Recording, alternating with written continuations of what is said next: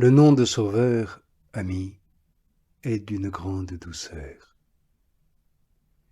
et nul n'a négligé de le prononcer, attendu qu'il m'était bien nécessaire de l'entendre. Autrement qu'aurais-je fait en apprenant que le Seigneur venait?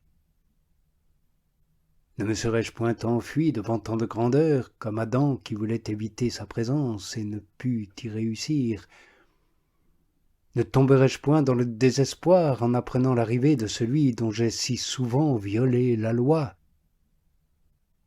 de la patience de qui j'ai tant abusé, dont j'ai si mal reconnu les bienfaits? Oui, quelle plus grande consolation pourrait-il y avoir pour moi que d'entendre un nom plein de douceur et de consolation?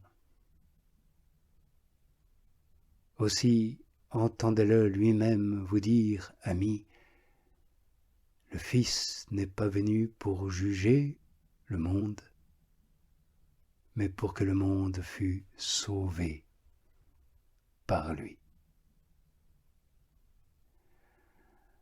Alors à ce nom de Sauveur, je m'approche avec confiance. Je prie l'espérance dans l'âme. En effet, que craindrais-je quand celui qui vient dans ma demeure est le Sauveur? Je n'ai péché que contre lui. S'il me pardonne, tout sera oublié. D'autant plus qu'il peut faire tout ce qui lui plaît. Il est Dieu. S'il me justifie, qui me condamnera? Qui osera élever la voix contre les élus de Dieu? Il faut donc nous réjouir de ce qu'il est venu chez nous, car il se montrera facile à pardonner.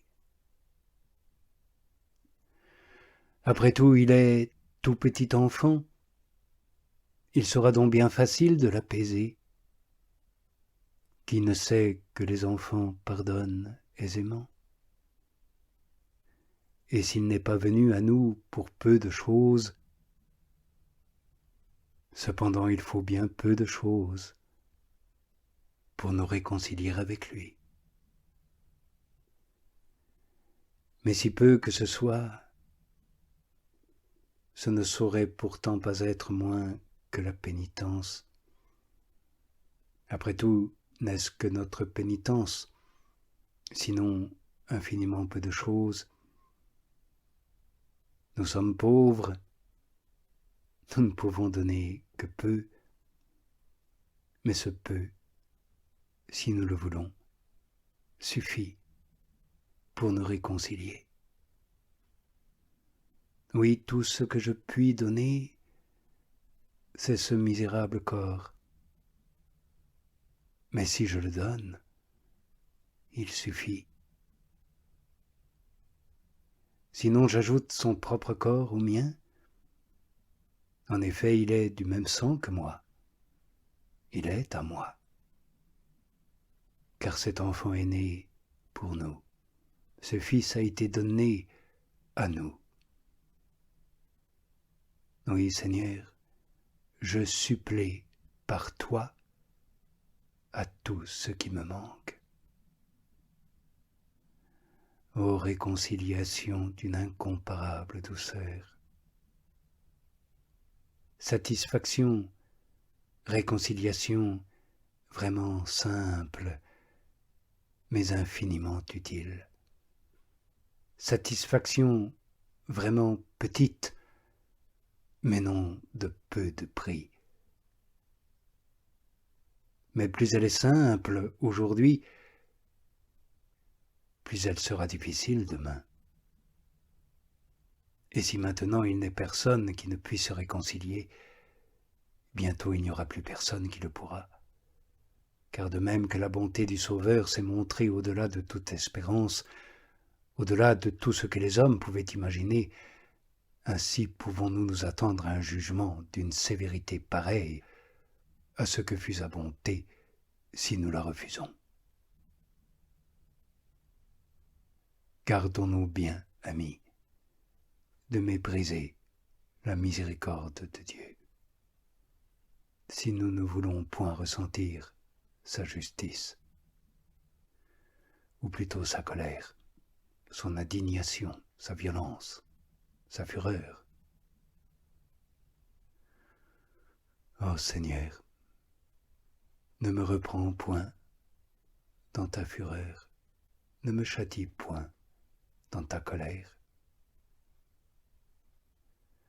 Et pour que vous n'ignoriez point, amis, quelle sera la sévérité du jugement futur, ce Sauveur, ce doux Sauveur, a commencé par nous en donner une idée dans la grandeur de sa miséricorde qui le précède.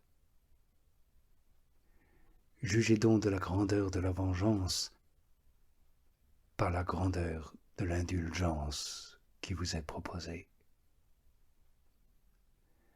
Dieu est immense, et sa justice, comme sa miséricorde, est infinie. Il est riche en pardon et riche en vengeance. Mais la miséricorde a pris le devant, afin que, si nous le voulons, la sévérité du jugement n'est plus le motif de sévir. Il a donc donné le pas à sa bonté, retenant sa justice, afin que, réconciliés par elle, nous puissions considérer sans crainte sa sévérité. Voilà pourquoi il voulut non seulement descendre sur la terre, mais s'y faire connaître.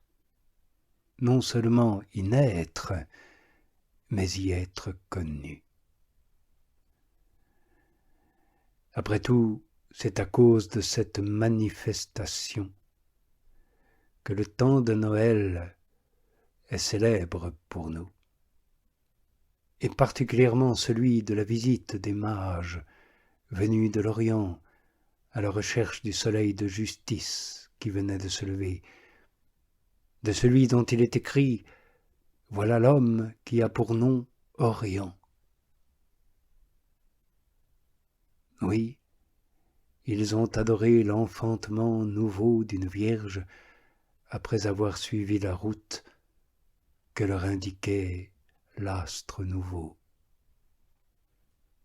N'y a-t-il point là encore pour nous grande consolation? L'apôtre l'a nommé Dieu. Les mages lui donnent le même titre, sinon de bouche, du moins par leurs actes. Oh, que faites-vous, mages, que faites-vous? Vous adorez un enfant à la mamelle, dans une ville étable, caché sous de vils langes. Est-ce que vous voyez Dieu en lui? Si c'était un Dieu, ne serait-il point dans son temple? Le Seigneur, c'est dans les cieux qu'il habite. Et vous venez le chercher dans une ville étable, sur le sein d'une mère pauvre. Que faites-vous? Et pourquoi lui offrez-vous de l'or? Est-il donc roi aussi? Mais où est sa cour royale? Où est son trône? Où est la foule de ses courtisans? Faut-il prendre une étable pour la cour d'un roi, une crèche pour son trône, Joseph et Marie pour tout courtisan? Comment des hommes aussi sages, aussi instruits, ont-ils pu perdre le sens au point d'adresser leurs adorations à un tout petit enfant que son âge et la pauvreté de ses parents contribuent à rendre encore plus méprisable? Ils ont perdu le sens. Oui, c'est vrai, ils ont perdu le sens mondain.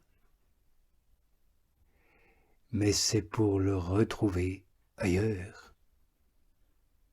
Et le Saint-Esprit leur a appris avant tout autre ce que l'apôtre n'a annoncé que plus tard, c'est que si quelqu'un parmi vous veut être sage, qu'il devienne insensé, et il deviendra sage. N'y avait-il pas lieu de craindre, amis, que ces hommes ne se scandalisassent et ne se crussent mystifiés en voyant tant de choses indignes d'un Dieu et d'un roi? De la capitale d'un royaume où ils présumaient qu'ils devaient chercher le roi, ils sont envoyés à Bethléem, dans une misérable petite bourgade. Ils entrent dans une étable, y trouvent un enfant enveloppé de l'ange pauvre. Mais cette étable ne les choque pas. Ces l'ange ne les offusque pas. Et cet enfant à la mamelle ne les scandalise pas. Ils ont perdu le sens. Et ils se prosternent, et ils le saluent comme un roi, et ils l'adorent comme un Dieu. Sans doute, c'est que celui qui les a conduits là les a instruits en même temps. Sans doute, celui qui les a avertis extérieurement par une étoile les a aussi intérieurement éclairés. Le Seigneur, en se manifestant en ce jour, l'a donc rendu céleste. Et les mages, par leur respect, leur dévotion, en ont fait un jour de dévotion et de respect pour toutes les nations.